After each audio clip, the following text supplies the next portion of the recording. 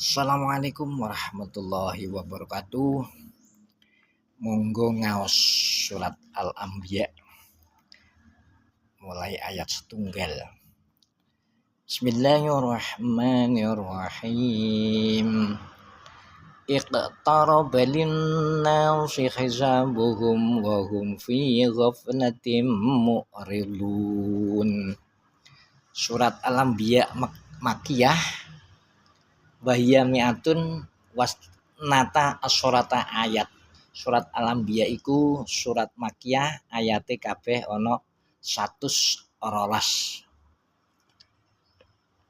Wus parek tumraping menungso-menungso Mekah kang padha ingkar anane dina baas, mungguh hisabe besok ana ing dina kiamat.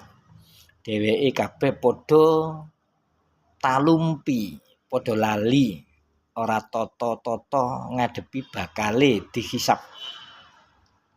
Ma ya'tihim min dzikrim mir rabbihim muhdatsin illa istama'uhu wa hum yal'abun. Menungso-menungso Mekah iku ora kena kanan, ora ketekanan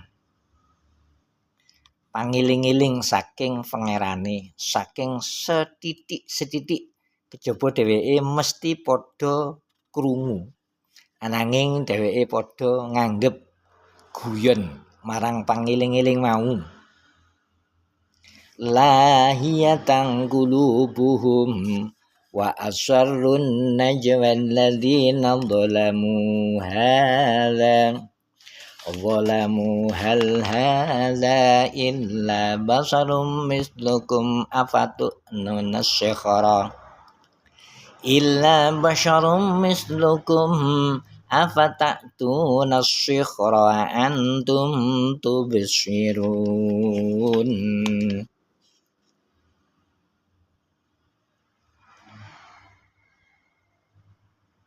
Menungso Mekah iku ora ketekanan pangiling-iling, atine wong-wong iku padha lali maknane Al-Qur'an. Dheweke wong-wong kang padha dolim, padha bisik-bisik mengkini Muhammad iki arak menungso biasa, tunggale sira kabeh to. Apa kang digawa Muhammad iki rak ya namung sihir to? Apa patut sira kabeh padha manut marang sihir? Sedeng sira kabeh wis padha weruh yen iku sihir. Qala rabbi ya'lamul qawla fis samai wal ardi wa huwas samiul alim. Nabi Muhammad ngendika, Pangeran ingsun pirsa sekabehane pangucap ana ing langit lan ana ing bumi.